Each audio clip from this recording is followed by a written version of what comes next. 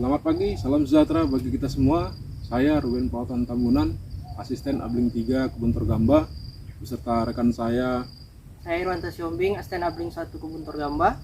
Pada saat hari ini kita berada di Abling 3 Kebun Torgamba di blok O28 tahun tanam 2006. Tepatnya kita berada di rumah pembiakan cacing Lumbricus rubellus.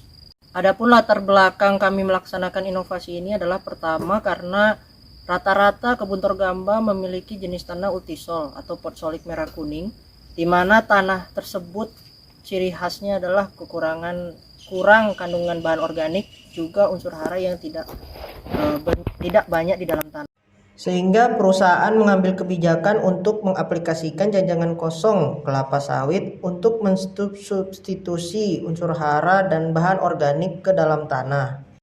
Tetapi setelah 10 MSA atau 10 minggu setelah aplikasi, unsur hara di dalam jankos terutama N dan K akan mengalami penurunan yang cukup signifikan, sehingga diperlukannya substitusi dari bahan organik lain untuk meningkatkan unsur hara yang hilang di dalam tanah. Feses cacing atau yang biasa disebut kascing mengandung hara yang bermanfaat bagi tanaman. Hara yang terkandung dalam kascing antara lain nitrogen, fosfat, kalium, magnesium, kalsium. Serta kelebihan dari kascing ini adalah dia memiliki kandungan auksin yang berfungsi untuk pertumbuhan tanaman, kemudian giberalin untuk pembentukan bunga dan buah, serta sitokinin untuk membantu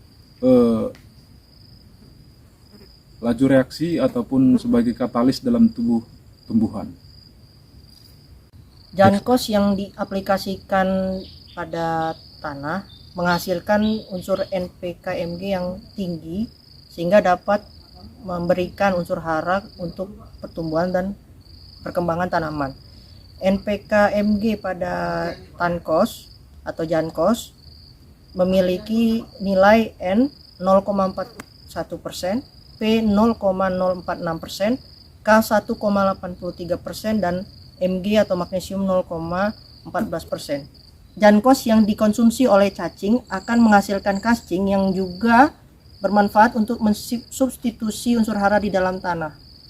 Persentase nitrogen yang dihasilkan oleh cacing tanah dalam bentuk kascing yaitu 0,63. Kemudian fosfatnya adalah 0,35%, kaliumnya 0,2% dan magnesiumnya 0,26%.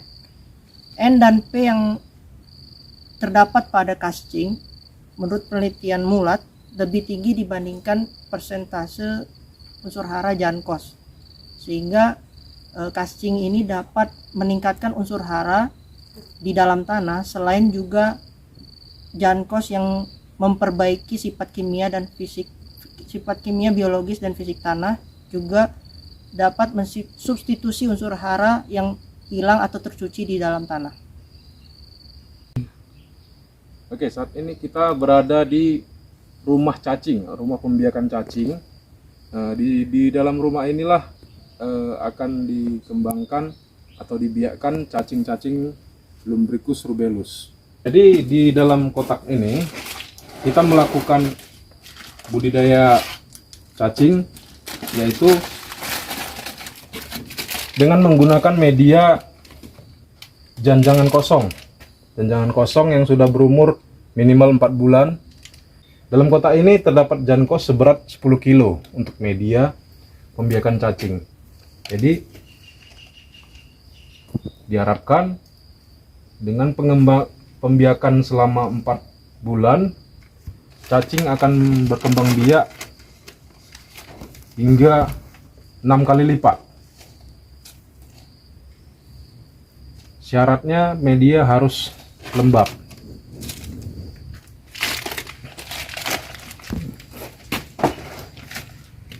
Di rak ini disusunlah kotak-kotak pembiakan cacing.